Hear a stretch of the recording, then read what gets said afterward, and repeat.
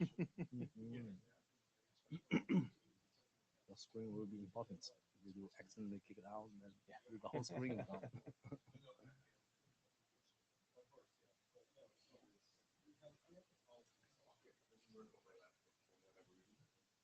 Hmm.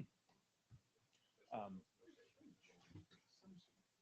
if you was that through the agenda? If you go IETF 121 agenda, the okay, the on-site tool there. Try the desktop, the full version. Maybe that'll. Okay.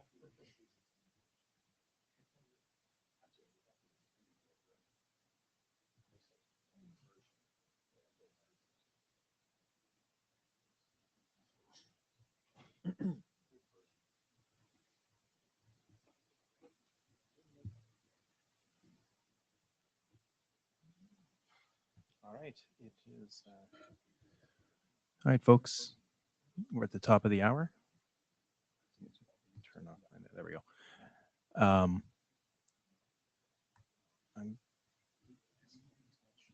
There. If anyone on site here wants to scan that QR code, it's going to disappear once I put some slides up from all the screens. So get it now.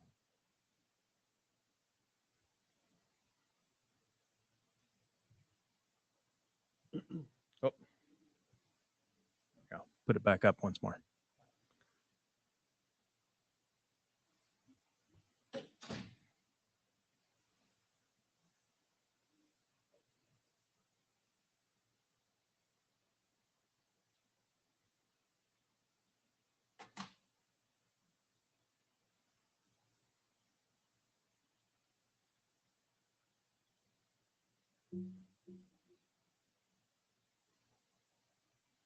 Okay, let's start.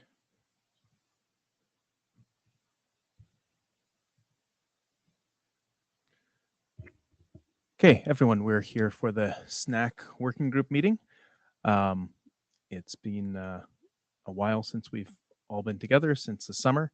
We have met, had in some intern meetings in the meantime, but here we are today. It's still on day one. Hopefully everyone has seen the note well today. If you have not, please take a moment to read it. There's more details at the IETF site under About. You can get more info on the note well with clickable links there. Make sure you're familiar with it.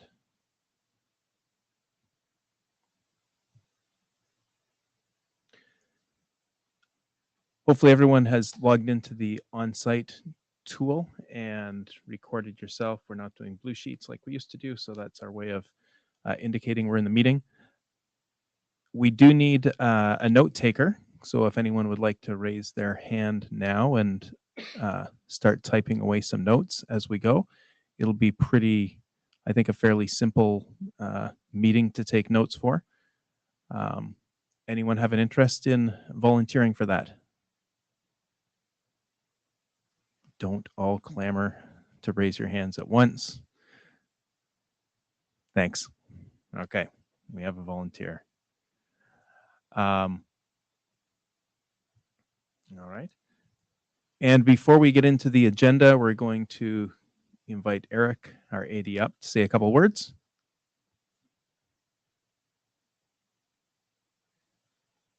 So Eric Vink, the NTD and responsibility for this working group.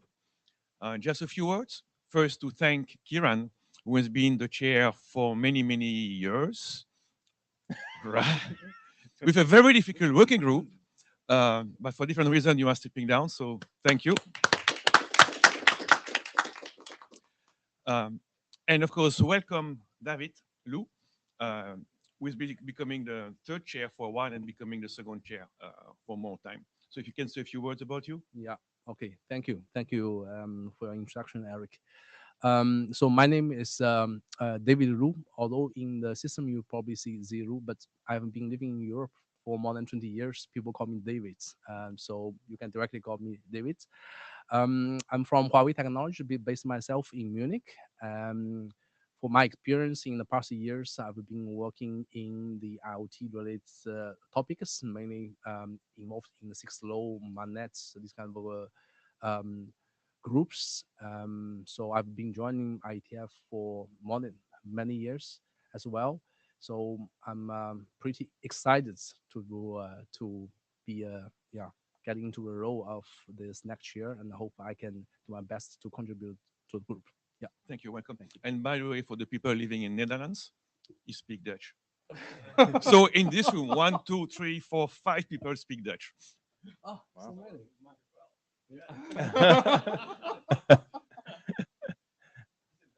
This might be a record. That's almost 50% of the participants. Very good. We will conduct this one in English, though, for the rest of us. Okay, so the agenda, we've got the chair update. We're going to take a few minutes just to go through a quick working group report. And then we're going to continue, like usual, collaborating on our current and single document. I should say maybe second now that this working group has worked on, because we did have one go to a working group last call in 6-man that started here. So any agenda bashing before we move on? Looks like a no. Nobody online. Okay. So since the summer, we did have draft IETF 6-man SNAC router RA flag get moved to the IESG. Thank you very much to the 6-man working group and for Jonathan for moving that draft forward. There's an early allocation that's been made for the RA bit, RA flag, and we're now using that in SNAC Simple. So that's a great achievement. We did hold one interim meeting between July and now. During that meeting, 5 issues were closed. We have 2 remaining pull requests still open as a follow-on from that meeting. So thank you, working group, for getting that progress done. I do believe that we have a revision 6 of the document that was just uploaded today based on the GitHub repo where those changes were made.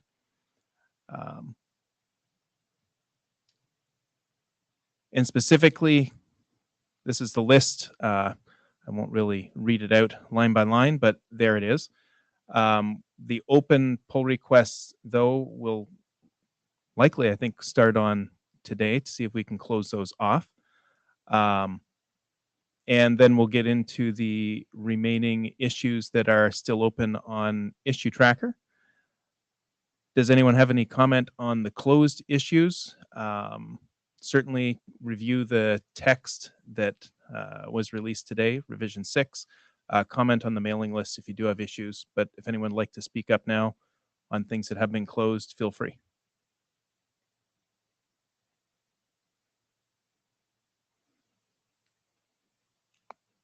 Okay. All right. As far as the open pull requests, there's one to add some diagrams and clarify that SNAC routers can't be a CE router. A couple, I think, simple clarifications that we'll start out with in the next phase of this meeting, which is going to be our usual in-session editing. But before that, we did have some next steps that we talked about last meeting and had some discussion around. And I'm wondering if there's been more thought or more discussion that's happened in the interim between July and now, and if there's anything that we should be bringing up on the list or having any brief discussion about in this meeting before we start with our open issues on SNAC Simple.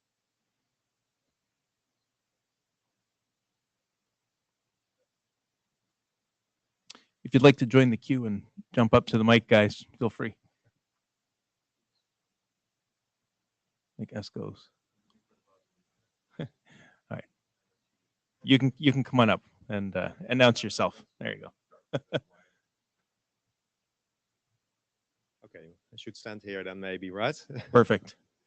So yeah, I don't know if this works though, but It's working. it's working. Okay. Yeah, Ted had some. I think a question was raised if I did anything in the thread spec related to SNAC simple, basically. Yeah, that's right. So I think we in the thread spec it's not a public specification, or at least the latest version is not public, but we do base on the SNAC simple draft.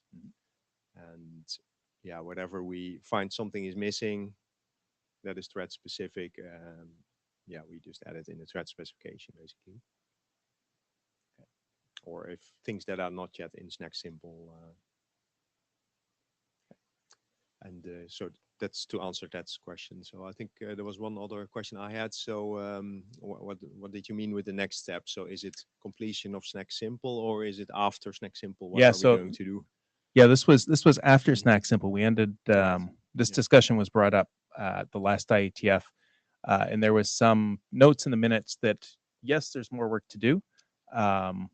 It would be great if there were more co-authors, people who could join into that work after the SNAC simple work is done. And I wanted to remind the working group that we could prime that work, and maybe get some other involvement for the next phases if there is more work to bring.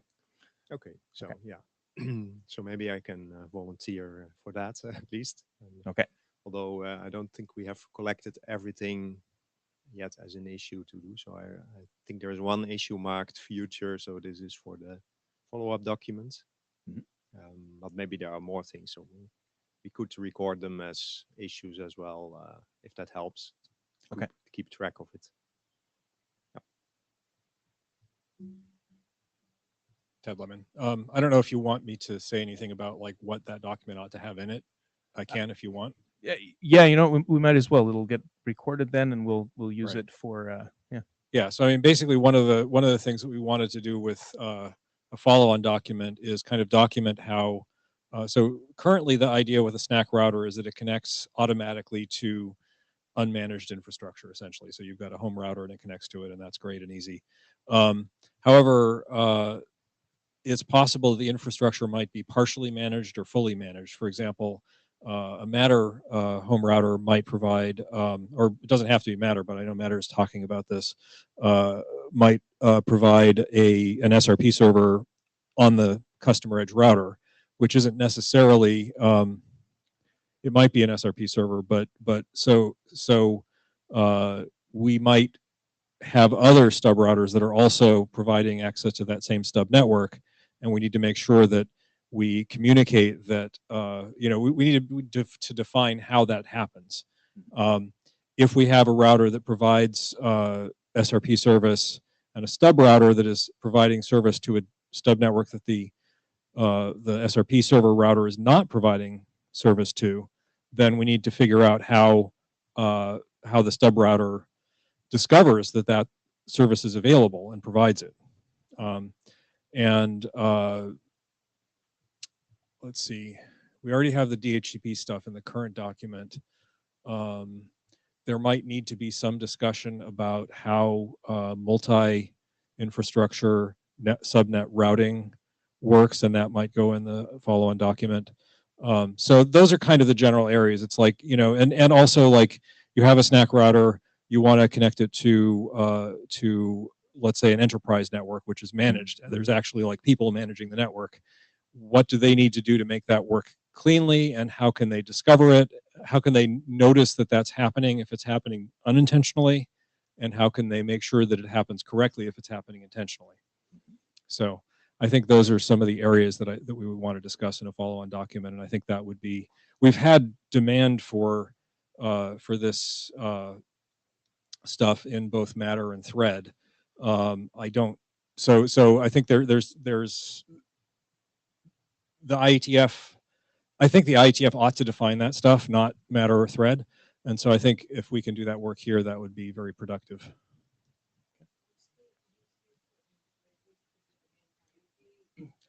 Well, certainly the use case that I personally care about is that, you know, you might have, let's say, a building like this, and it's got a bunch of lights that are all operating over Thread 802.15.4, and there's some kind of infrastructure network which may actually be installed after the lights. and we would like to be able to figure out how the lights or the SNAC routers that are providing connectivity to the lights connect to the infrastructure network.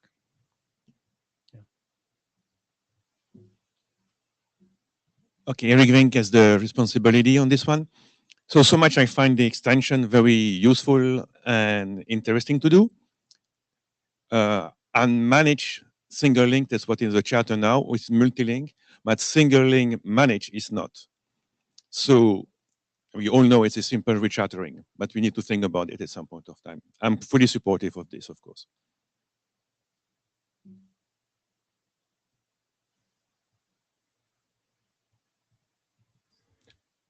Okay. Terrific. So if that's it on the next steps, let's we will call up Ted. We'll call up Ted and we'll get going on our set of issues and updates. Okay, come on up, and there's some folks online, so. This suggestion is more for the physical location in the room. I have my laptop set up there and all ready to go. We have a microphone here that is for the presenter. I'm thinking maybe I should just steal this microphone, bring it over there, and use it to talk. I think that works fine. Yeah. Okay, that's what I'm going to do. Just I think on all these you have to be very close. Hi. Yeah. Perfect. And then we still have the microphone in the back so people can come up to that mic.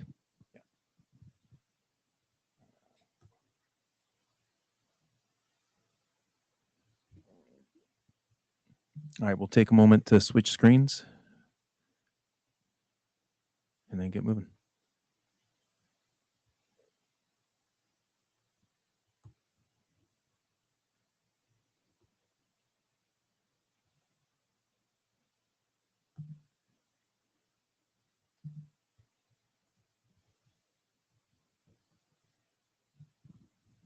Have you already given me permission?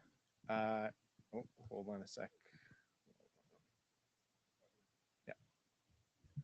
Yeah, I flipped away, so I didn't click yes.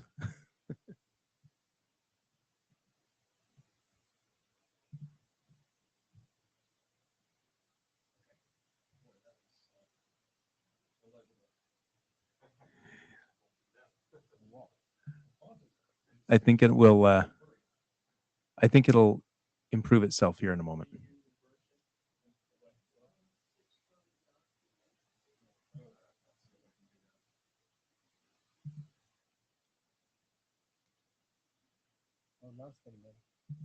Yeah, I think it just takes a moment for the Meet Echo to realize what it's presenting.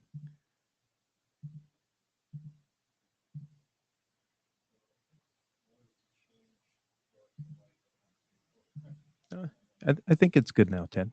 I think you're fine. Yeah, it's it looks great on this TV in front of me, which is coming through. Just takes a bit while. You will Oh, I see on the main screen. Yeah. not many minutes. Looks like adaptive streaming. I see. I see. Okay. See, I'm looking at the LCD panel in front of me, and it's very good.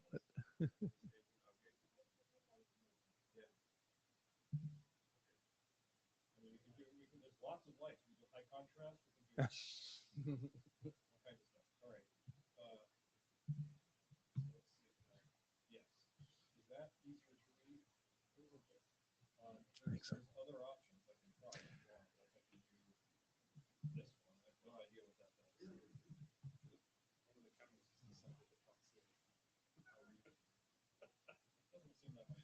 No, Yeah. don't worry about that. It start with low quality, I guess, and then after seconds.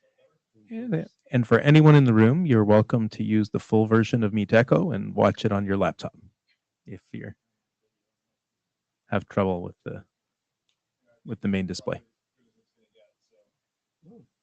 No, not much better. Just wait for a couple of seconds.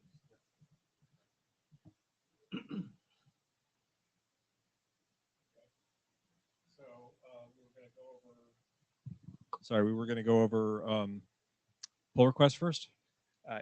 Yeah, I think that's a good idea. Okay. Probably easy to knock off. All right. So here is the first pull request. This is the one that Kieran did. Looks like you corrected some Wi-Fi stuff, which wasn't in the. Yeah, well, exactly. Oh, was that one of the? Was that issue 76 or 91? Okay, 76. Okay, great. So perfect. So here we go. Wi-Fi. Um, yeah. So sample SNAC router aware infrastructure network. So this is all new text. Have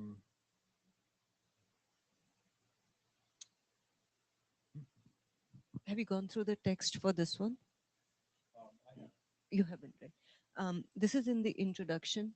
We talk about the problem statement, and I just made the incremental change so we don't have to tweak a lot of other text around it. So this is what you have to maybe seriously look offline and see if it fits in the flow of the document. That's first comment. And then I try to briefly define it, but then again we have to review these sentences if they really make sense for you. Do you want to add more information from the description of the figure perspective? What will be valuable right now is nailed down on the figure.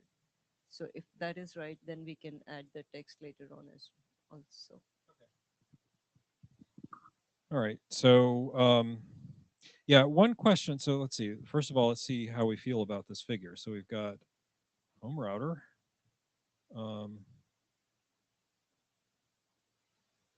And infrastructure devices, and it's providing an adjacent infrastructure link. We've got one or more SNAC routers. So here we see two SNAC routers providing connectivity to, looks like two separate stub networks.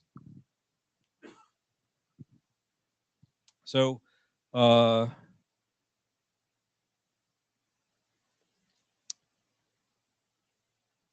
yeah, I think the only thing that I would be tempted to change about this document, which I think would be difficult, would be to make it clear that you can have two SNAC routers that are connected to a single stub network. Yeah, I think so. Yeah.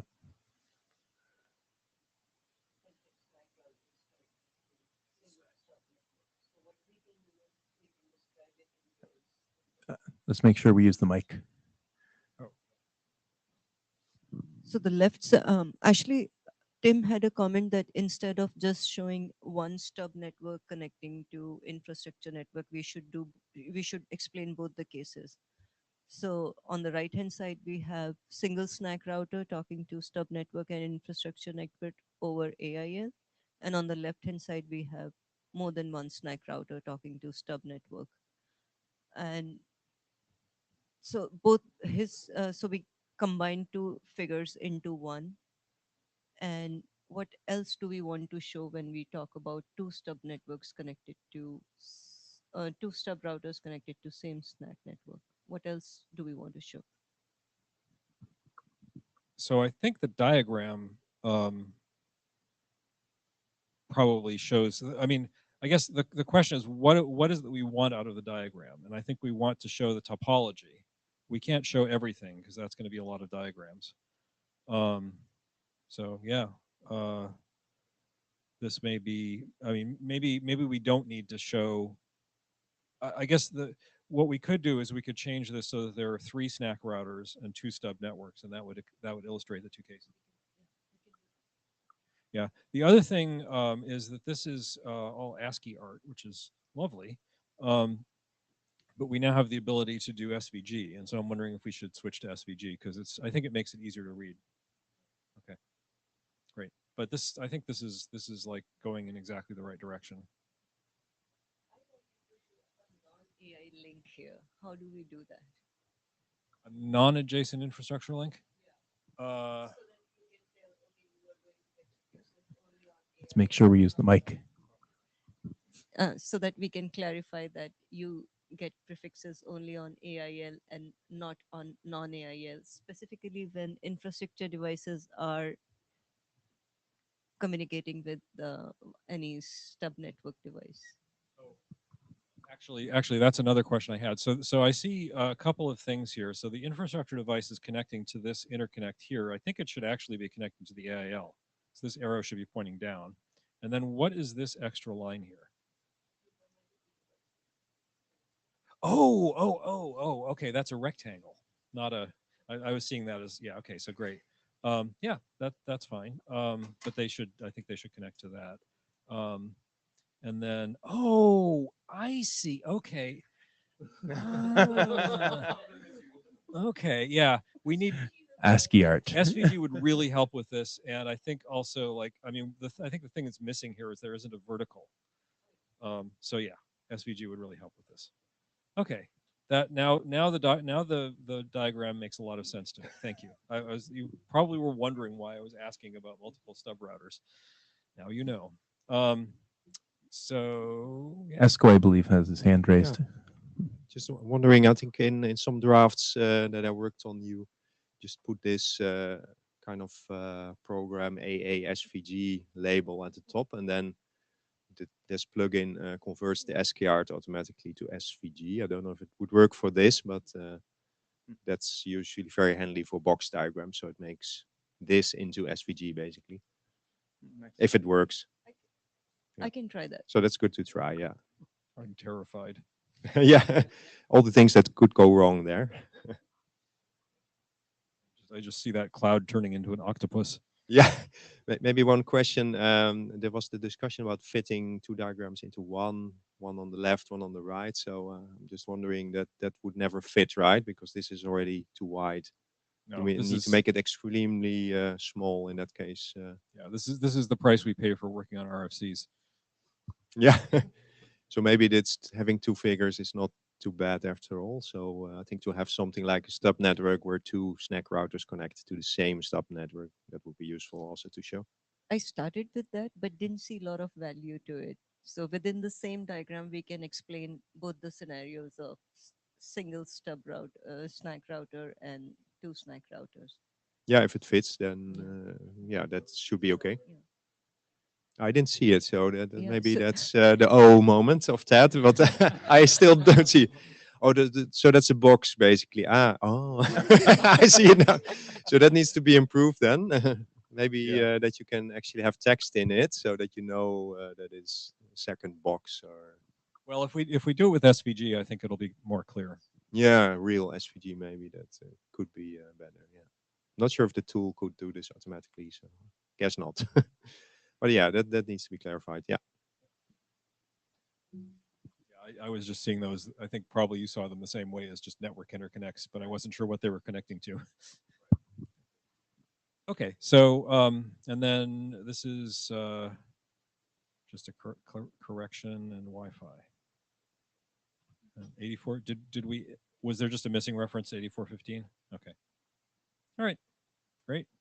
So I mean, I think you have some work cut out for you with the figure with the SVG. Yep. And then we have an action item as a working group to read this text and see if we're happy with it.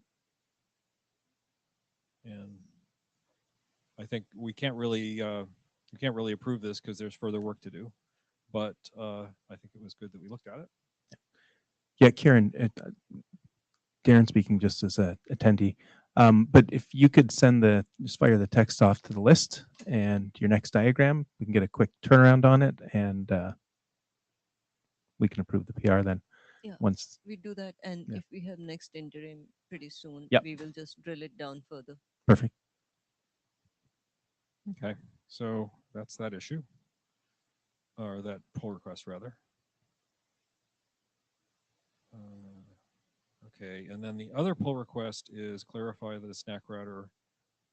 Okay, so this is, wow.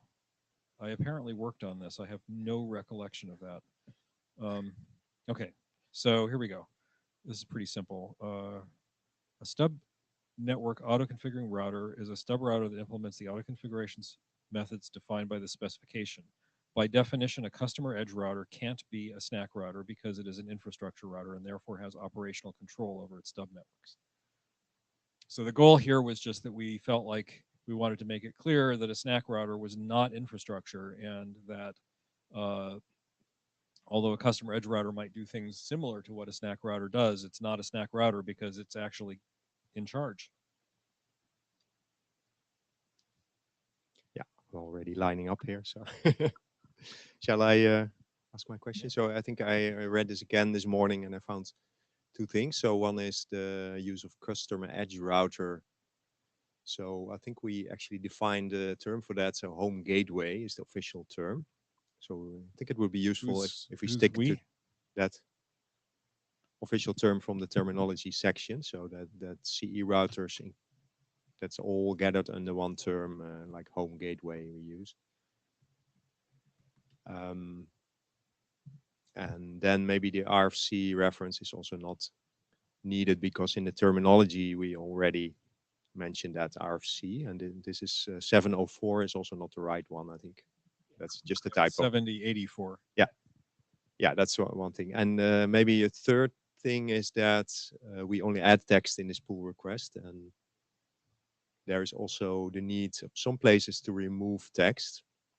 So it doesn't need to be in this PR, I think, but we need to remove some text that mentions home router in two places in the draft. So Okay. there's two more places that say that the home router can be a SNAC router, and I assume that's the CE router can be a SNAC router, that we mean that, and that's something we don't want to say now anymore. So I basically made, to the open issue on that, I made a comment like which text should be removed, but there's no PR on that yet. Okay, so So we basically have an issue open for this, and this PR alone is not enough to close it. So that's just what I wanted to say. right.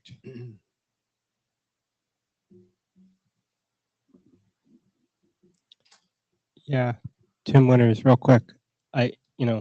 7084, obviously the reference is wrong, but in 7084, it's actually defined as an IPv6 CE router. So I think that's actually the text you want to use if that's what you mean. Yeah. If you actually mean a 7084 router, please say IPv6 CE router. Home gateway means a lot of different things to a lot of people. I know you have a definition, but 7084 is really clear on what that means. So I would recommend using that wherever you can. Yep. Strongly. I agree. The point though is correct that we need to be consistent. Yes, agreed.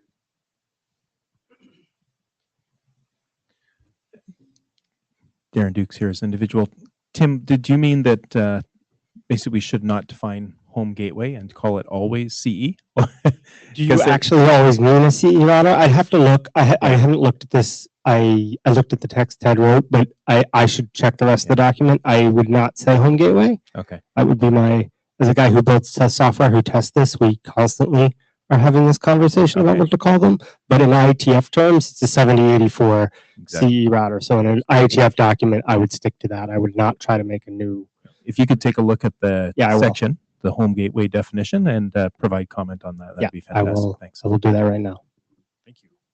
Yeah, I believe, correct me if I'm wrong, if anybody here thinks this is not true, that our goal here was largely to address the 7084 router use case with the SNAC simple document. So really, if we're not saying 7084 router, that's interesting, and we should figure out why. Yeah, we do. It's just called, the word that's used is home gateway, such as a CE 784, blah blah blah. But yeah, maybe we'll get a better suggestion for that shortly. Great. So I guess now we look at open issues. Yeah. Okay, so Esco, were you going to open an issue for that comment about the home router thing?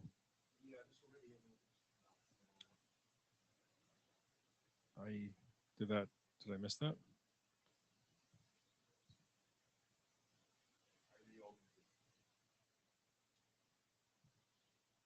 I did refresh. Oh, here we go. Yeah, this is slow.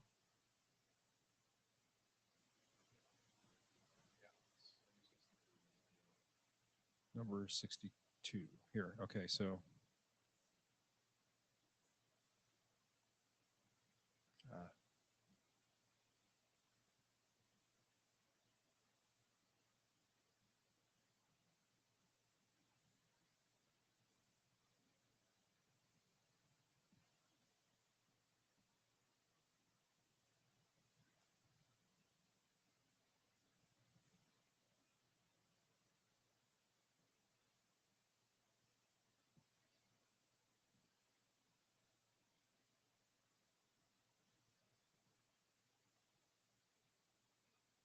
so that was an old comment. Wow, we're still in the weeds here. Okay, so, all right, so here's your new comment.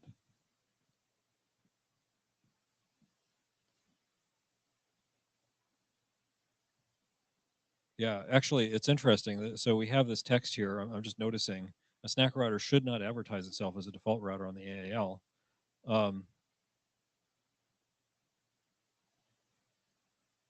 Oh, yeah, yeah. Right, yeah. Okay, good. Yeah, so I think that the fix for this one is to just change that should not to a must not and delete the second sentence. Does that make sense?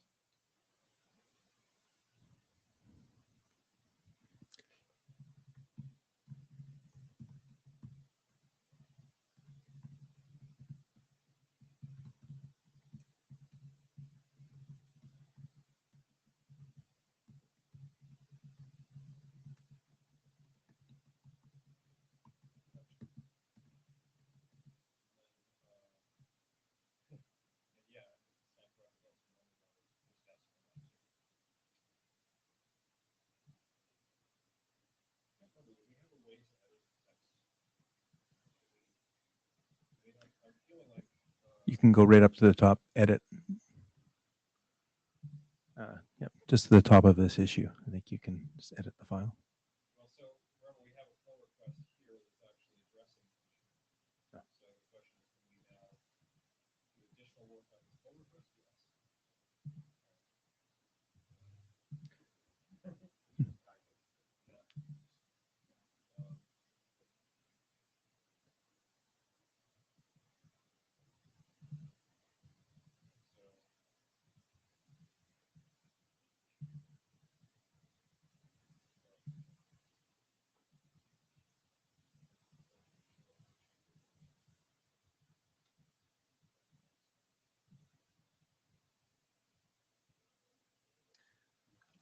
So what you want to be doing is modifying that file right now, Ted, and just knocking this off. And part of that pull request, yeah, did you just go to edit it? Yeah, you know, I mean, the reason to edit it here is because we drag it in. Yeah. So you can click on the pen on the. Right. So I think I'm editing. Okay. So the first thing to do is let's go ahead and comment that should not be one router.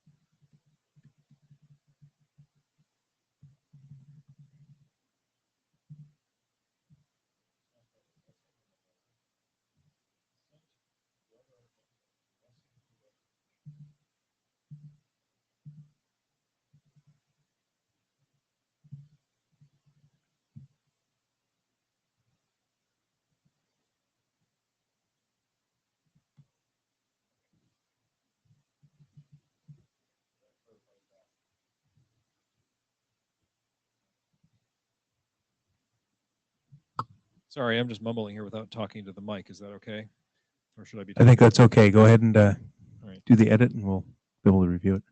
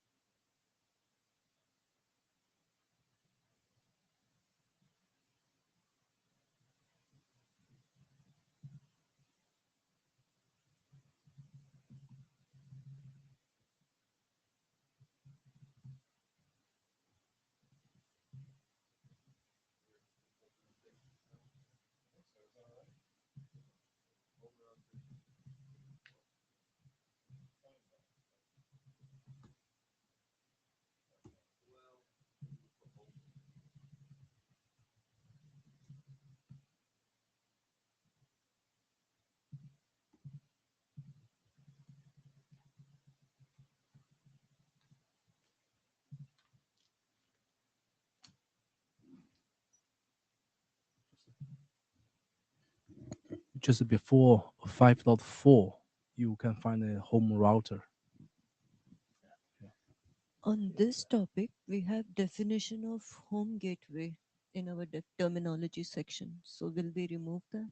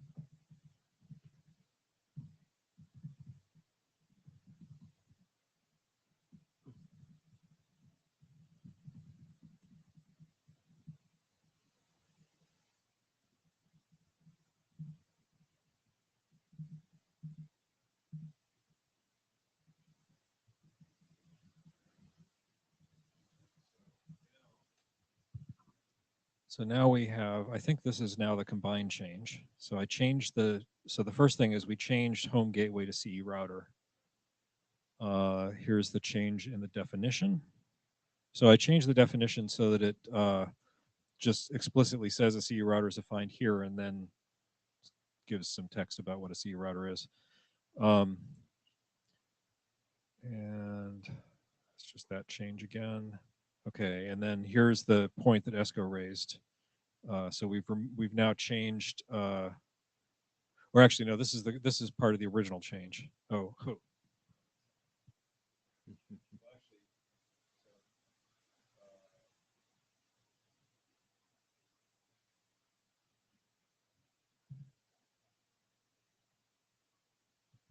So, oh, whoops. No. Here we go. So I just noticed that I didn't correct the RFC 704 reference.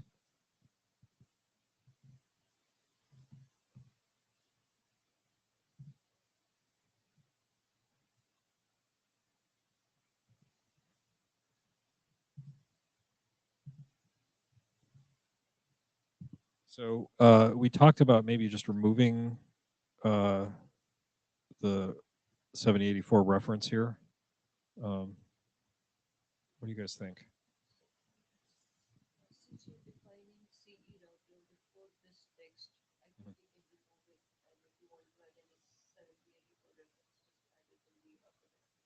Yeah, well, we already do that, so I think we're good there. So Yeah, maybe use CE router then also. So yes, exactly. just the exact same string.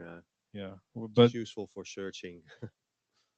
this raises the point, however, that so here we go.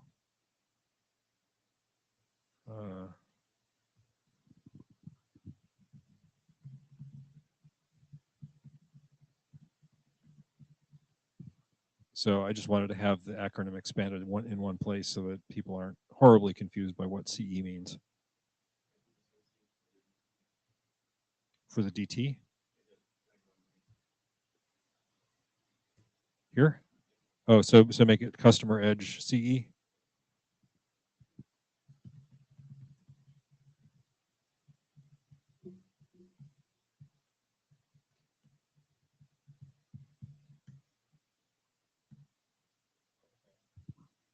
So I think that fixes that.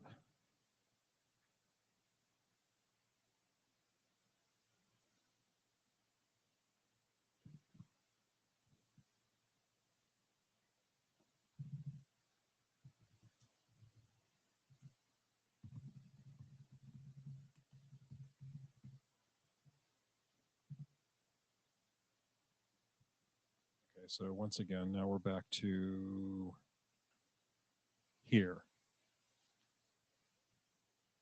No, here. No.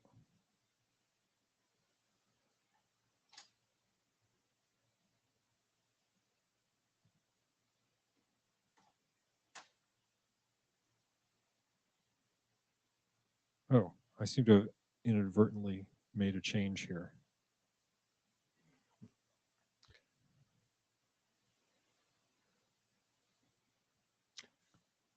And what we could do is say you've gotten most of the way on this. Uh-huh. Do we want to finish the next bit of wordsmithing on this? So my worry is that I actually Offline? made a change here that is going to be very confusing. Let me see. I've got 3 commits.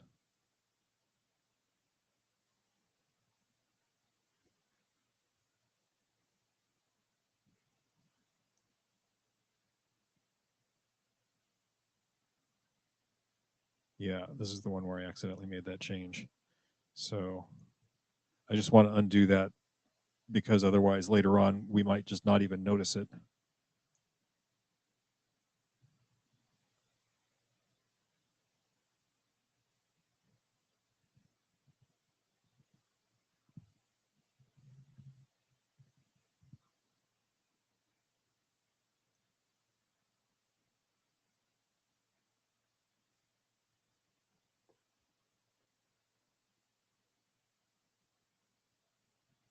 Oh my God. Why did it do that? Oh, wow. Okay. Let's see what's going on here.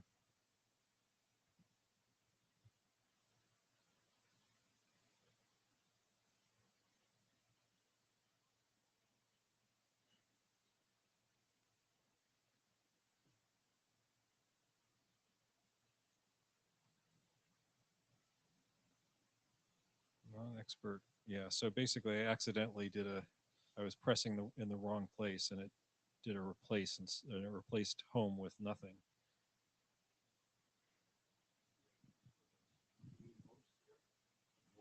Home, unmanaged home network, non-expert home. Thank you, user.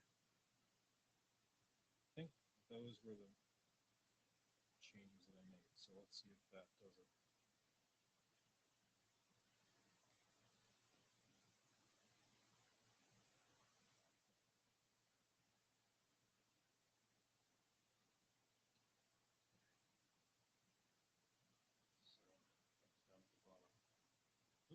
Still one left.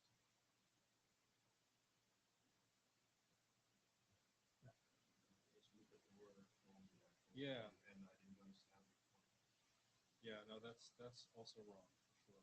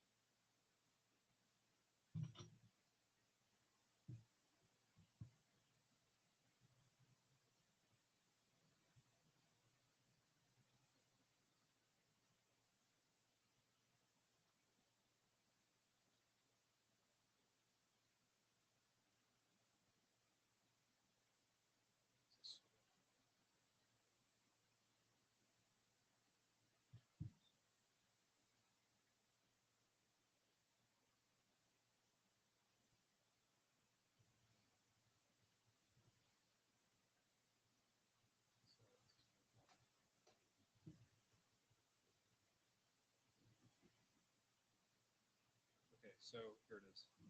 So in this scenario, a non-expert home user connects a SNAC router to their own unmanaged home network. This is the key intended use case. So I think that should fix the mistake.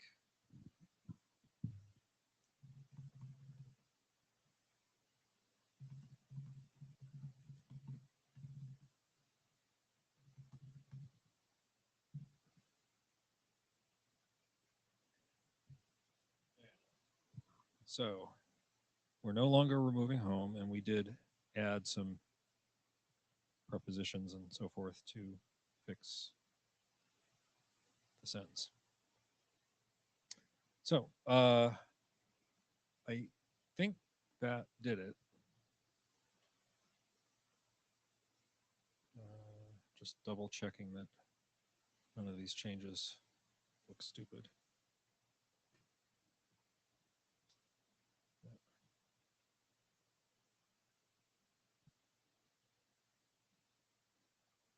Yes. Okay, so so I just reviewed this and I think that it's now correct. Does anybody have other feelings about it?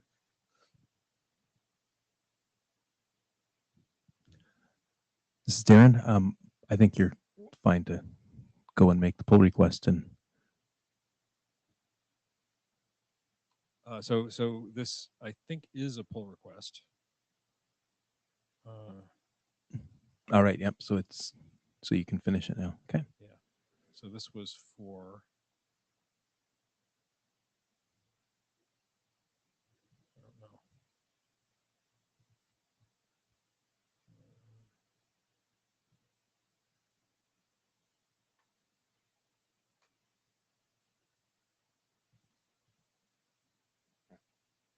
So here we go. And this was for issue number 62.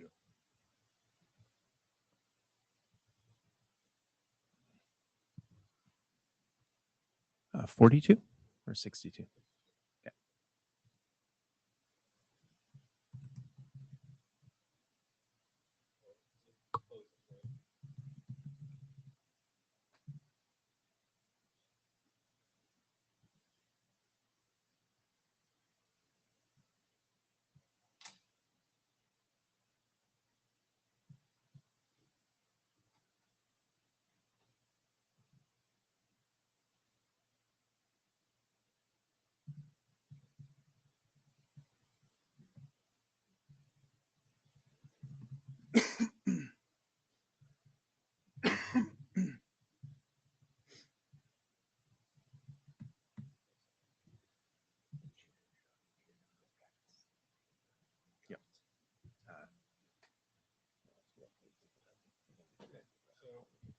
So we're done with that.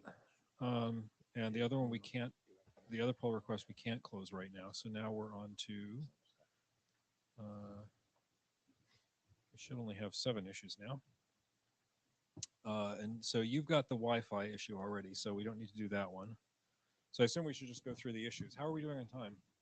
We have 1 hour left. Okay, awesome. We can get a lot done. Okay, so outline general solution. I'm sure that will be easy. Okay, so this is actually, I think, yeah, I don't. Mhm.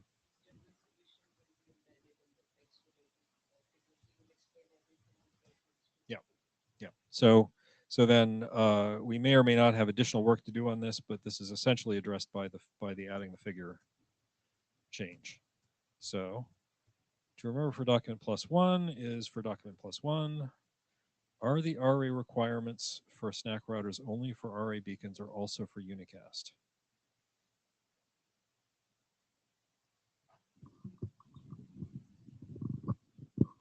I'll just grab a mic because I made the last comment on that one and open the issue as well. Yeah, I think it was clear now. There was just one tiny detail to resolve or to check with people. So there is this text that I quote there from RFC 4861. So that means that the router can actually choose to unicast the response directly to the requester or to multicast the response to all nodes. And that is described as the usual case. And of course, yeah, you could wonder if a SNAC router does have to do anything different than that or just follow that guidance, or whether it always has to multicast for some reason, I don't know. But I assume that this guidance just holds equally for SNAC routers. Certainly my implementation will unicast if there's been a beacon recently. So Okay. Yeah. Yeah, so to avoid too much multicasts, basically. Exactly. Yeah. I mean, not that I think it's a huge load, but Yeah. Okay. Yeah, that fits in this rule, basically. So. Okay. So do you think there's a text change needed here? Yeah, I think the assumption should be of people reading the draft that if they also read 4861, then they know that this holds, basically. So I don't think we have to say anything about it. Okay. If there's no change, at least. Okay. But there could be some reason why for SNAC routers it's more important to do this or that, but I don't see anything like that now. Okay. Yeah, I think we're okay. So does that mean that do we still have any changes left in this then? I don't see any, no. So Okay. it could be closed then in that case. All right.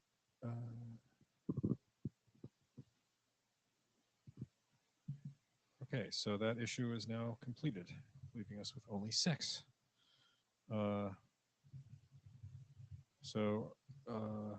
What ICMP RE behavior? Oh, so I think this was what originally triggered the all of that work that we just did.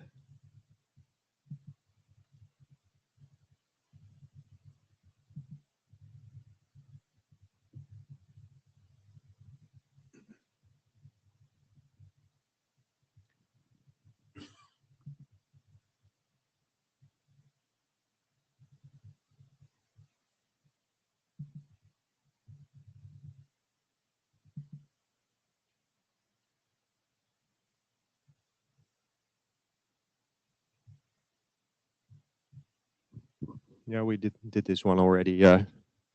It's in the minutes also. Yeah, that was the pull request we just did. We can close this? Yeah, I think so. Okay. All right. This is so far turning out to be easy. I mean, when we finished the interim last time, we concluded that we were very close to done.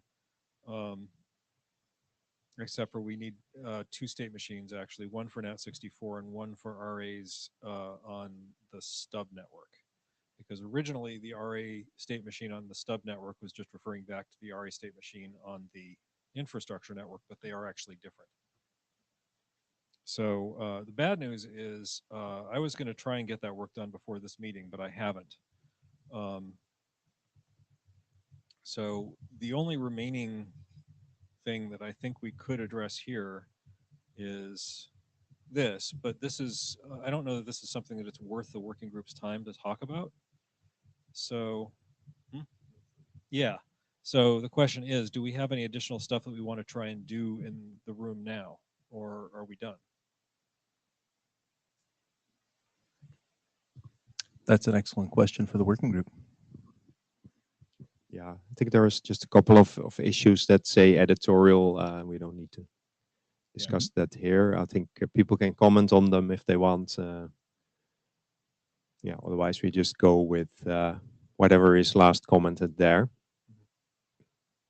So that means we don't need to bring it up necessarily here. Okay. I'm not hearing any Like David. any conflict, David. So just a minor thing, because it's the first time I access the GitHub for the home gateway. Is every home gateway already home router already replaced? If I search, seems still there was one more home router. Did you find another one? Let's see. Yeah, I seems find another one. Okay, hang on a sec. Let's see.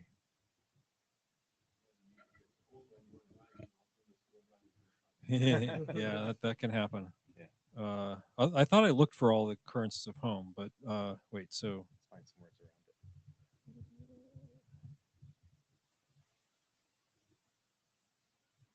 here we go.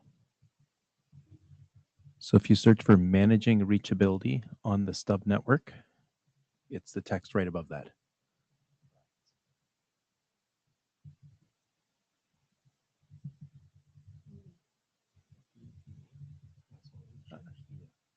Yeah, it looks like it's fixed. Okay. Yeah. Okay. Yeah, seems our version is not reflected. Great. All right. There was a comment from Fernando online in the chat. I'm going to read it out. Fernando says the constant section kind of, and Fernando, if you're on the mic, you're welcome to jump in here and speak for yourself. But I'll read what the comment was. The constant section kind of contains definitions as if they were new parameters, whereas in many cases, perhaps most or all, they seem to be values for existing IPv6 parameters. That's the assertion. Might be worth just to take a look at the constant section near the top of the document.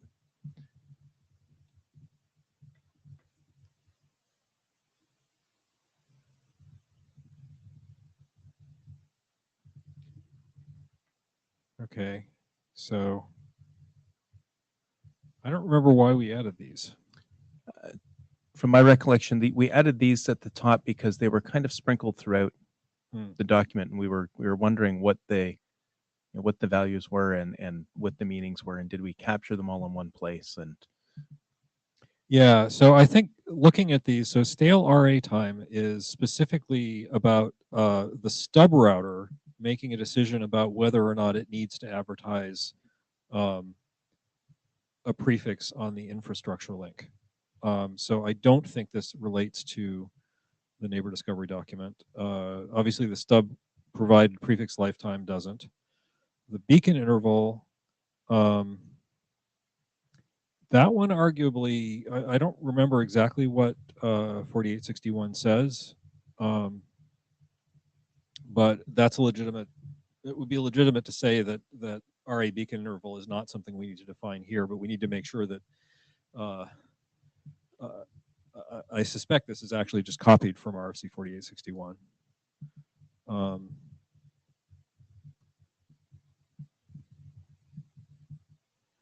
then,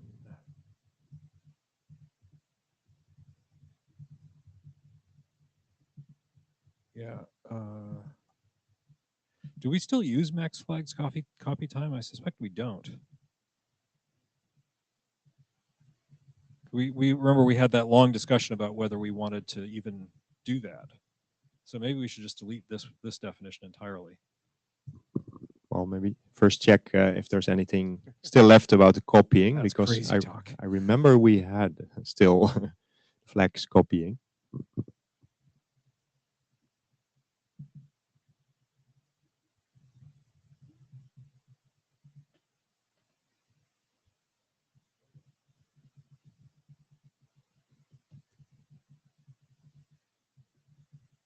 I thought we had taken all of this MNO bit stuff out.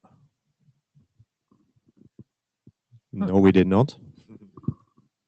Just search for copy. Yeah, no, I'm seeing it.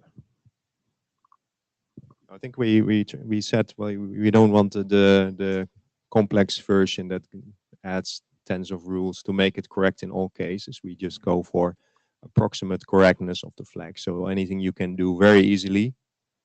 I think we settled, at least as far as I remember, on a very simple copying solution that is normally always correct, and maybe in some outlier cases not correct, but yeah, it doesn't have negative impact. I think that was the idea.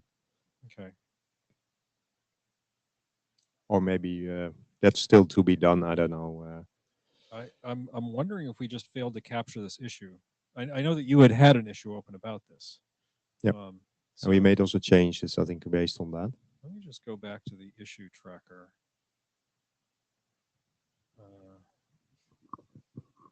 Issues. But it's Close. definitely SNAC specific that we can agree on. Yes.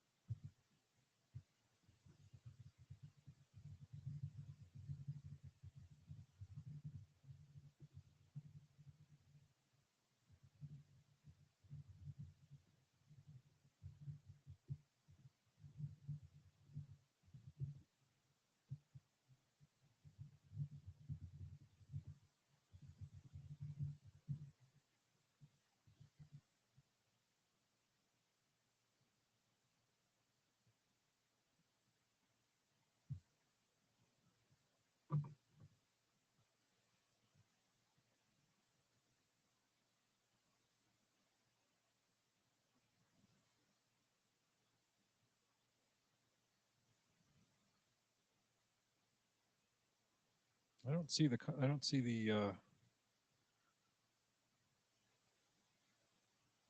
issue. Some points to address in Darren Duke's review. No. Because I mean, I know we had a long conversation about this. I think it was at the last meeting.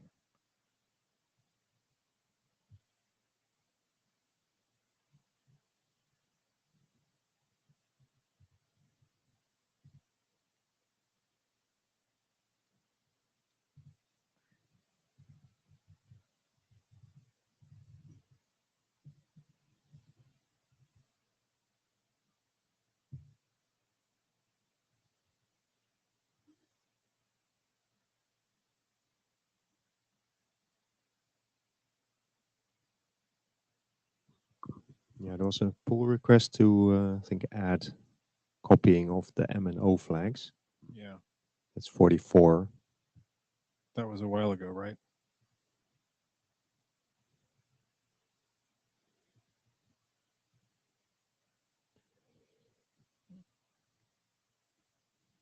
Yeah, it says March 4 merged. Okay. Yeah, March 4, that's the one, yeah. Okay, so March, what is it now? November.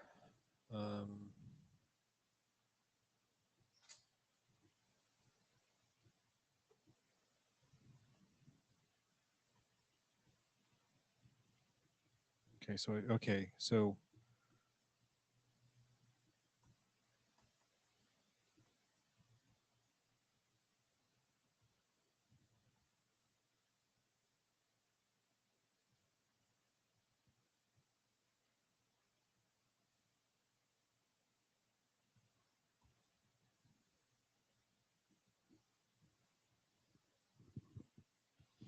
Yeah, so I think maybe after that, did we simplify that text?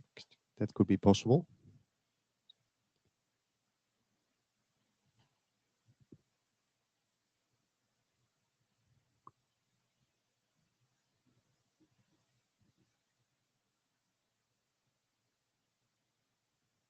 So I mean, here's the change that I think you made.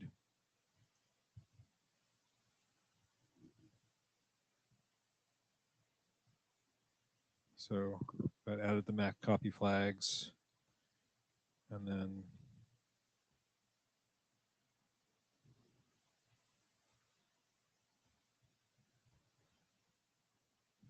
subrouter flag must set the RA values of the MNO must be copied from seeing the most recent RA received from a non-stub router. Yeah, I mean, I remember we had a long discussion about this, and I think that and I think that was around March. So this appears to be the conclusion that we came to. So. Yeah. So I think we don't. I think we can leave it as is. So anyway, we were actually originally talking about. Not sure if.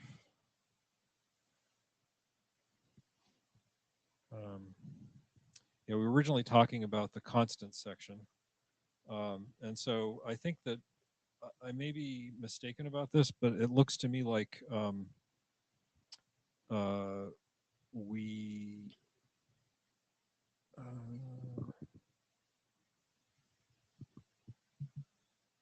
Oh, just go to code. It looks to me like we the constants that are in there are actually relevant to this draft, although they look like, with the one exception of the 3-minute beacon interval. Although for that one, I looked at 4861 and I found the max and min. Uh-huh. I didn't find a Specific number. specific interval. Okay, so then Someone smarter might find something else, but I think that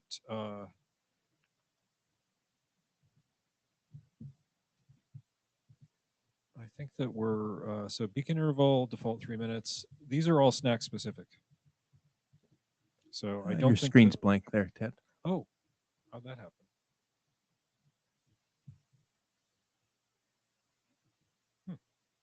Weird.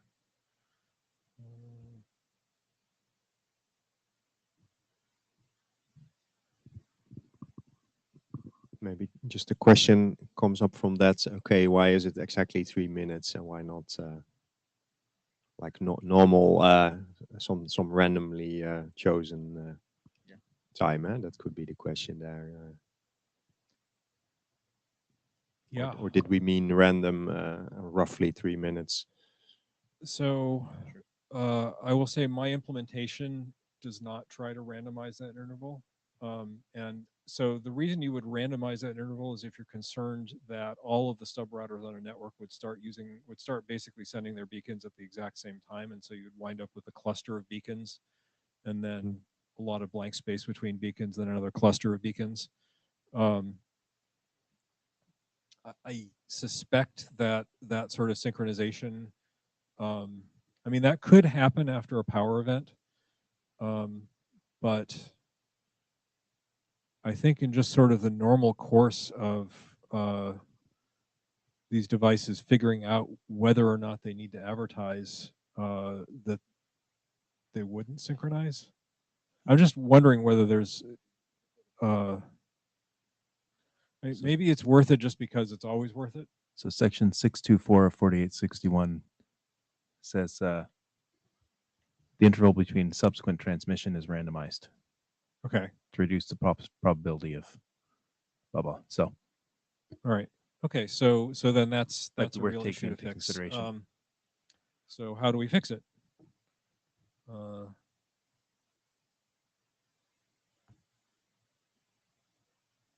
And then is that true of any of these other things?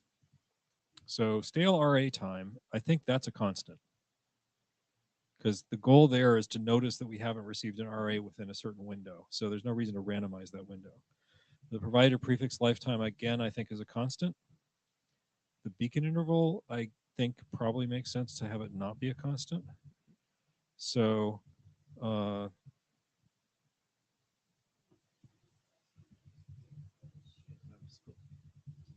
Yeah, we don't have screen. Yeah.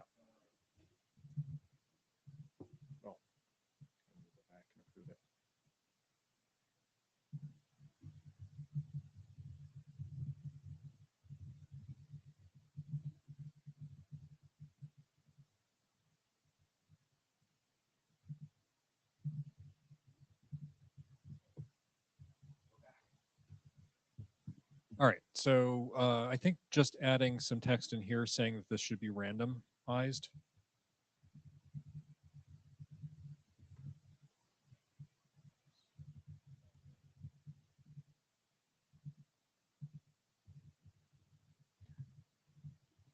And Ted, I think it actually begs the question of why is it not just what RFC 4861 says, a random between the max and the min? Why What why are the 3 max minutes? and the min? They're just one sec. They're described in 4861 too. There is a reason.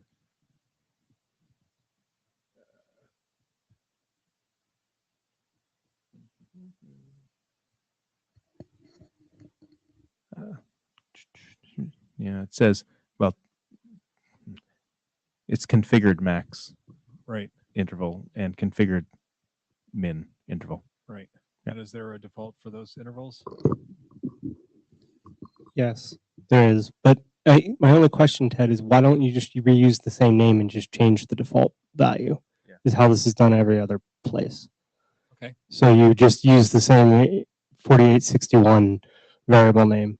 And I think this is what Fernando is talking about in All his chat So, messages so as well. is this name the same as in the document, the RA beacon interval? Okay. Oh. Max router. Okay. So Yeah, I mean, that's what you're doing. You're overriding that default value. Just tell people what you want it to be. Making new names is going to cause chaos.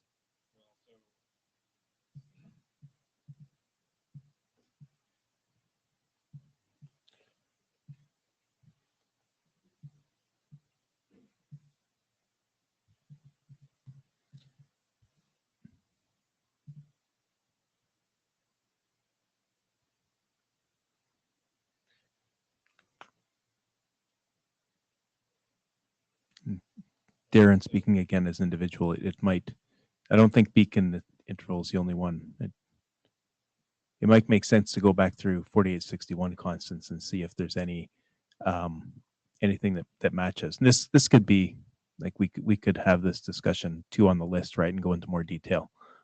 Yeah, I would look I at think that's look at section 10. Section 10 of 4861 has all the constants and what their values are. all right. So I think then we are adding another thing to the issue tracker. I think so, yeah. Yay. New issue. Constants in sync with 4861.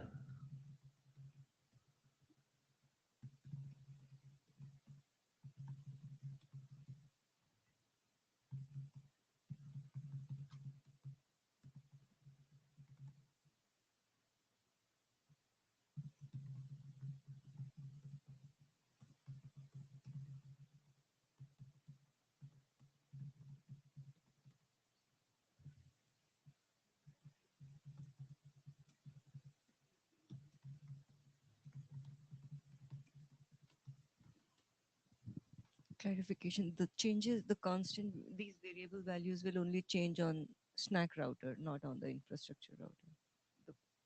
Right, yeah.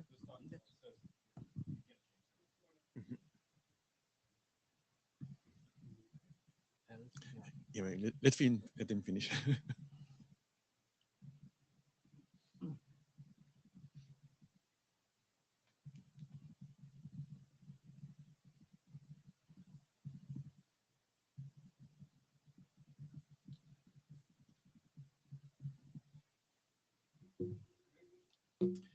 Yeah, so I'm just puzzled by this use of array beacon.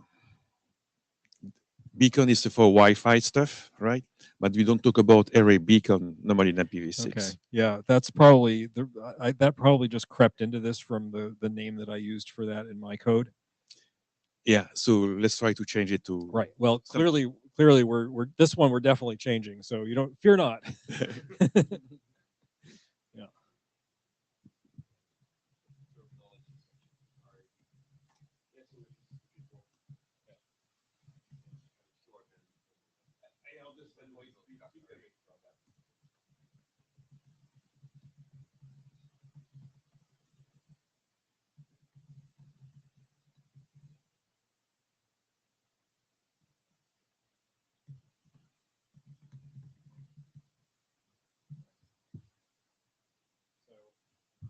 So I suspect that trying to sit here and have somebody craft this text while we all watch is probably not going to be a good use of anybody's time.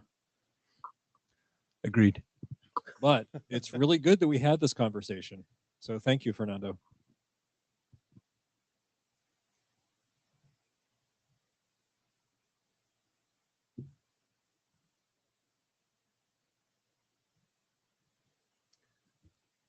All right. So we've gone through the issue list, made some updates. There doesn't seem to be much more issue-wise remaining. I think we're at the point where a revision 7 might be finished. So do you want to publish a new document? Is that what you're suggesting? Yes. I think you could. Is Jonathan on the call? I don't mean right at this moment. Certainly you can. Yeah. Well, But, so the question is, do we want to try and get any more of these updates in before we publish, or are you Yeah. really saying So- let's have an update right now? yeah, no, I don't mean an update right now. I Okay. don't think that's required. But All right. certainly there's going to be a little discussion on the mailing list on the constants in their names. Anyone who's got some suggestions there, that would be appreciated. There's going to be a update to some state machine. That's still a rather large one that we can use some discussion on. Yep. But I mean, it looks like this is getting very, very close now. Yeah, I suspect that it's not going to be useful to discuss the state machine updates in an interim meeting. We should just have that discussed on the mailing list. So Eric, as individual contributor here, looks like you are finishing on this agenda point. Do we have other agenda points? We do not. So then may I suggest one, which is about the extension, potential extension about SNAC Simple, about managed network and so on. If Ted and ESCO and others have IDs, right? Yeah.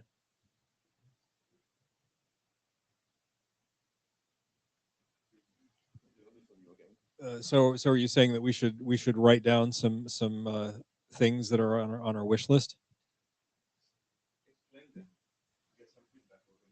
Okay. Well,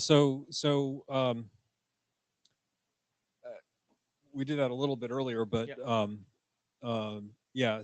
Essentially, one thing that we should decide is whether we actually think that SNAC routers belong in managed infrastructures at all, or whether the thing that goes into a managed infrastructure that occupies the same place in the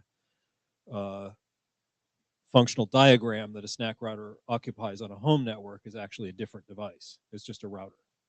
Because I mean, realistically, in a commercial environment, it kind of makes sense that it's just a router. Another thing that we could do, which we haven't actually talked about as a document, is say what a CE router with SNAC-like functionality looks like. The problem that I have with that is that from an IETF perspective, we already have a document that describes that, and it's RFC 7084. And so I don't think that we actually have an action item there. I mean, in the thread group, we have an action item because they're doing some funky things that CE routers don't do. But here, that's not, there's no IETF specific work there. So I don't think we need that. One thing that I think do need is the ability to discover SRP service on infrastructure, and the ability to discover the availability of discovery proxy service on the infrastructure. So right now, the SNAC router acts as a discovery proxy. That's one of its functions. So that devices on the stub network can discover devices on the infrastructure network.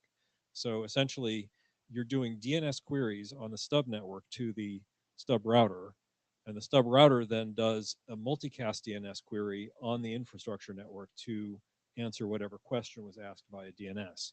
However, if the infrastructure is providing a discovery proxy, not only do we not need to provide a discovery proxy, but it's actually better if we don't, because the fewer discovery proxies you have, the more unified your discovery proxy cache is and the fewer multicasts you do. And so ultimately what we really want is for the home network router to be doing all of that if it can. So so to me, that's the ambition for the follow-on document, is just defining like all of the little pieces that have to fit together to make that work. And that is actually going to start specifying some behavior that's going to land into things that are CE routers, I think. But in a sense, we could just say, here's how your SNAC device looks at that. But on the other hand, somewhere we also need to say, here's how your CE router provides the things the SNAC device is looking for. That could be one document. If it's one document, we're now doing something that I think creeps outside of the scope of our current work. I think, in a sense, the expertise that is required to do that is all in this room anyway, so it might make sense to do that. I don't know what you think about that, Bob, as six-man chair. But my inclination is to say that it might make sense for the six-man working group to review the output of that effort rather than requiring that work to be done in six-man. Okay.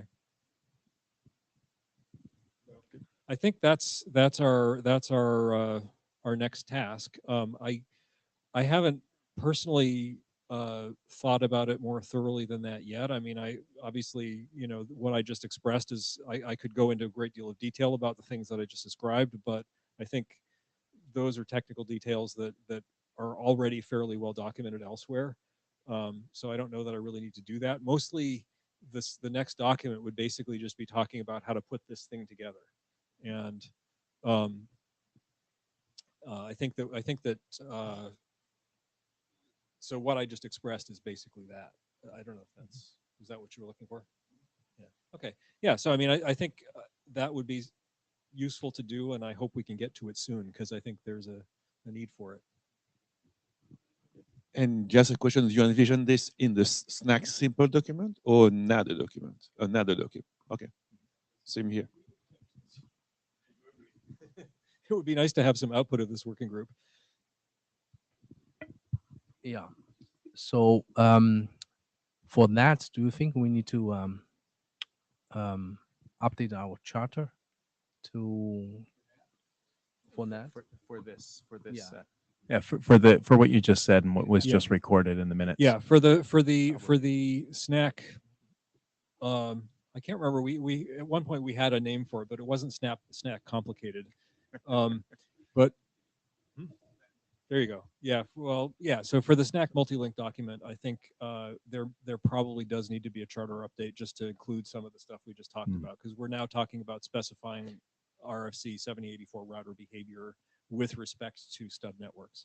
Okay, so we do have in the charter a deliverable that says a document describing the set of services and must be provided by a multi-link infrastructure network in order for the stub network to be added to the infrastructure, providing full mutual reachability. Maybe we don't need to recharter.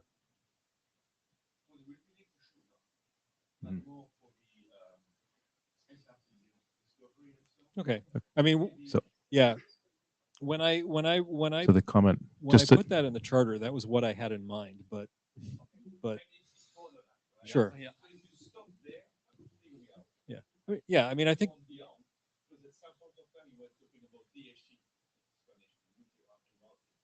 Yeah, I think. Yeah, I think. Yeah, I think. So, as far as DHCP goes, we already have a specification for DHCP prefix delegation. Obviously, ancient history at this point, and we specify how to use that in SNAC Simple. So, what we're missing is that there isn't a document produced either by the DHC working group or by any of the other working groups that talks about how, when you do prefix delegation, that information is added to the routing plane. And that's a document that we have attempted to do in the past in the DHC working group, but we never finished. Yeah. Yeah. Hi, Tim. Several things. One, yes, we tried to do that. God, it's got to be 7 or 8 years ago. We did not get very far. Maybe people will feel differently now. I think we just lost interest. It wasn't that anybody objected. No, yeah, that was part of it, right? The CMTS has figured it out, and they did relay snooping, but they never documented it. It sits in a doxys spec somewhere, horribly hidden, and this comes up all the time. So I think that's something the DHCP group could do. For the 784 updates, the one thing I want to say is it's a V6 ops doc. It's been adopted, about to be adopted. We're going to work on it. So if you have things you know you want to put in the IPv6 CE router, that document's open now. Okay, So I that's a think, really good point. yeah, that's my only other thing. I'm not saying, there is a process for updating that document. The V6 Ops group is doing it.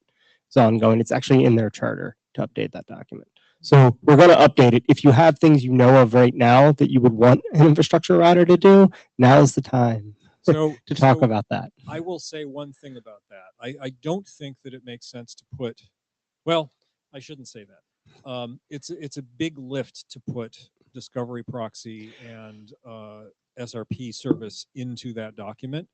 And I think that a lot of people who build 7084 routers would object to that. Yeah, so but here's my thing on all of this is I think you sometimes want to give people a heads up, like shoulds, things that they might want to do. You want to start throwing in that document way earlier than you think because it becomes really hard to move stuff along. So that would be my only no, we don't want to say you must have a proxy in there, but you might want to say, hey, if you're really interested in SNAC routers or these types of things, you're going to want to do these things and go look at it. Because what happens is this document sits there for 4 years and then all of a sudden everybody does want or need that thing. Yeah. We don't update these documents as quickly as we want for a lot of reasons. That's a great point. I will say on top of that point that it probably does make sense to have the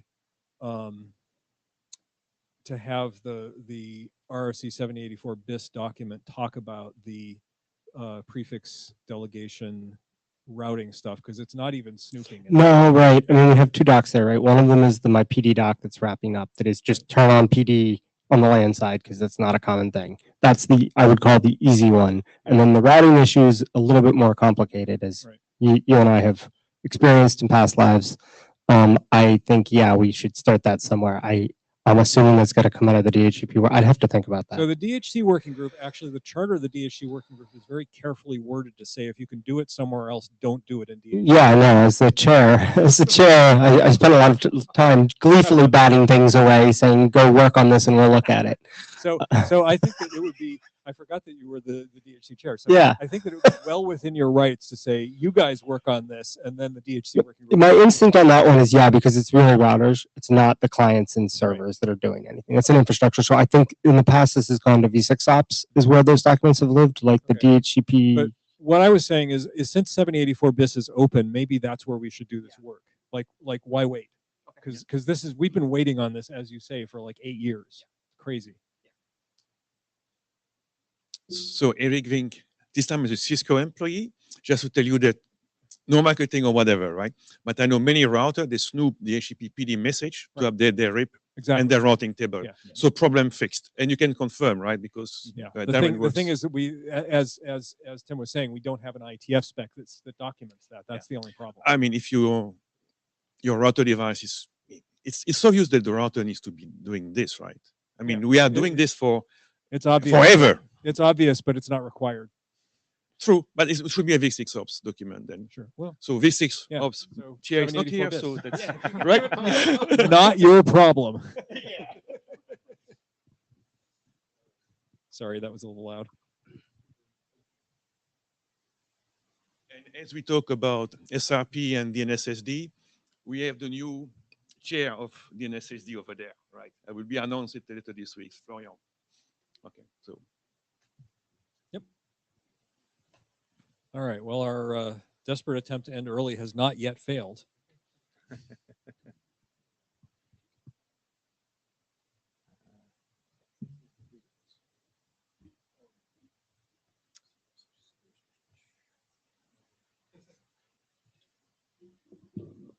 Yeah, Esco here. Just one thing that came into mind.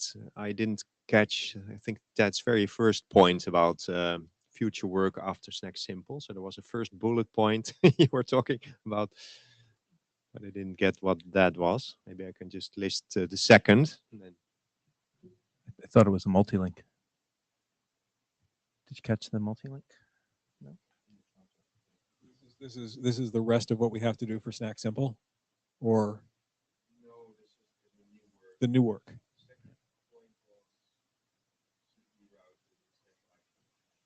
Mhm.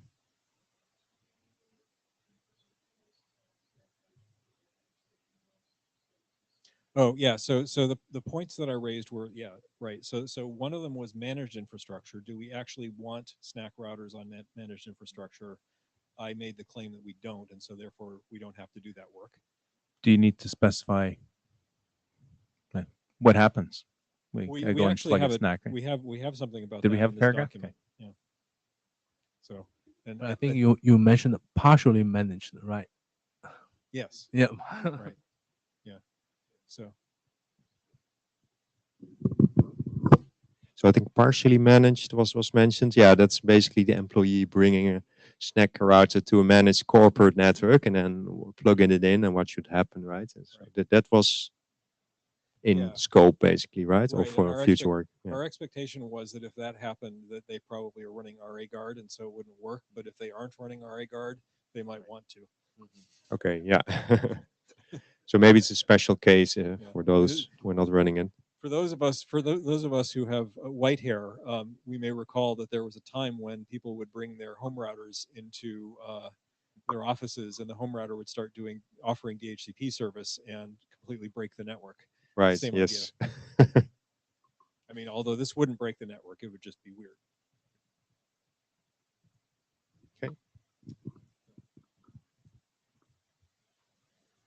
Okay. Any other new business?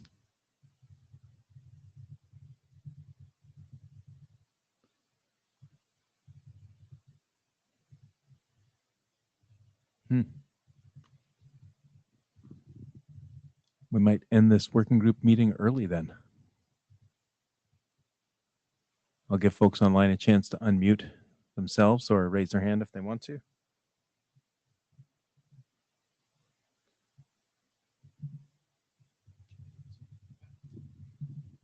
You may want to ask the audience whether they like the way this working group meeting happens. There you go. We just did. Yeah, that's a good question. So this is our fourth meeting where we've followed this format.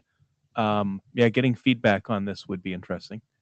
I think we might be the only one who are operating in this fashion during the in-person meetings. I know that others do this during their interim meetings, this sort of group editing. But yeah, any comments on that? Would anyone like to speak up? Throw it in the text or unmute themselves or come to the mic, raise your hand. What mic? Okay, maybe I'll just comment on something. Yeah, I think it's useful to do it in this way. Don't have a really strong preference for the type of meetings. It's good that it's not just a list of status updates, because that happens in some larger working groups as well. So you only get status updates and no time for discussion, and that's it. So it's good that we don't have that. Yeah, on the other hand, the tools are still sometimes a bit hard to follow. If Ted is editing, so what is he doing? Deleting words home, that I didn't even see that happening, but so it goes a bit fast sometimes. But yeah, maybe next time someone else can take the notes and I'll have more time to follow along. And just mention on the tools, are there any other tools or methods that folks have used that might be useful for this type of operation that we followed? Kieran raised her hand physically. I really hope you would have used Markdown format instead of XML. It would have been a lot more easier. Me too. Certainly for this particular use case, there's no question about that. Yeah, I also agree to that. So I'm now using Markdown mostly for IETF, and I found that at some point there was a build error on the XML, and took like 40 minutes to find which bracket or label needed to be added to make it build again. So long. But that's part of the fun. I think at the time I didn't use AIs yet, so maybe that's the future solution. Like, please find the XML error here. But could be faster in the future. But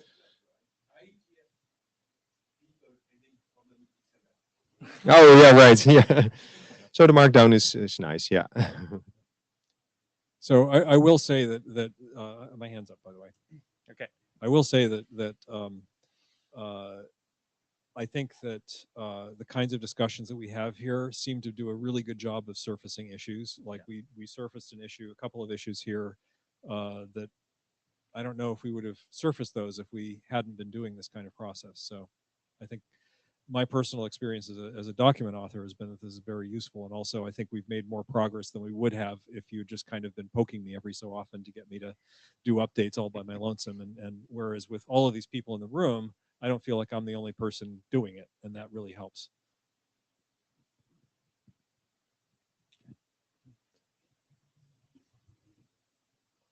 Okay. Something that we'd sent out a request for shepherds. The document, and we did get a response. So thank you those who have responded.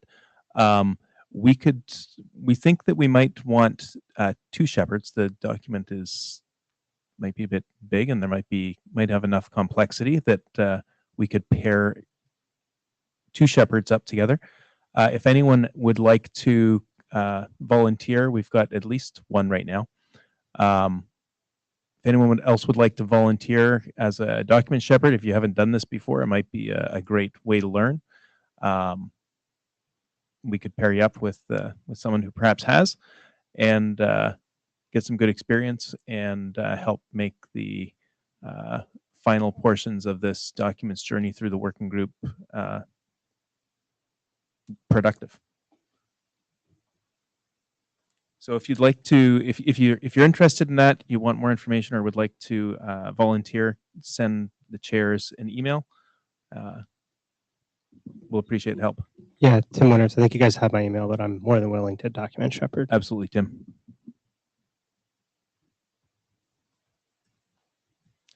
That's why I suggested that someone who hasn't done this before might get some help.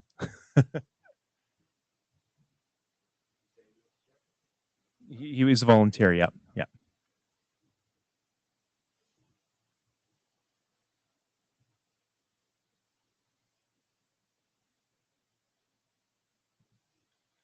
All right, folks, let's wrap this up then. What's it, 16, 17 minutes early now? Okay, all right. Thank you very much, Ted, Esco, everyone who participated in this since I've got here. I've really enjoyed this process. Thank you. Thank you. Yeah, thank you. And welcome, David. Yeah. Thanks.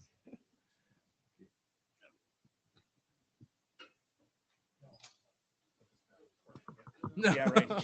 So I think the recording will continue for another 15 minutes, folks. So if you've got any conversations you don't want recorded, make them outside the room. It might shut down when the chairs leave. Yeah.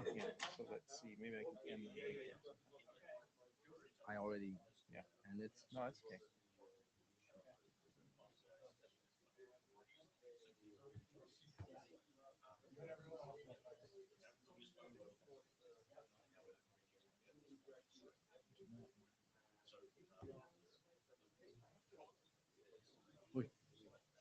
the system refused. No. Okay. So the system will automatically continue. I think it continues recording recording until the end. But if there's still someone online or something, I he think continues. I think it doesn't matter who's online, really. Okay. Yeah. It's a waste of kind of resources. But this But it meeting does make sure that the meeting it's is fully officially recorded, yeah. right? We don't have people taking things outside of the regular time.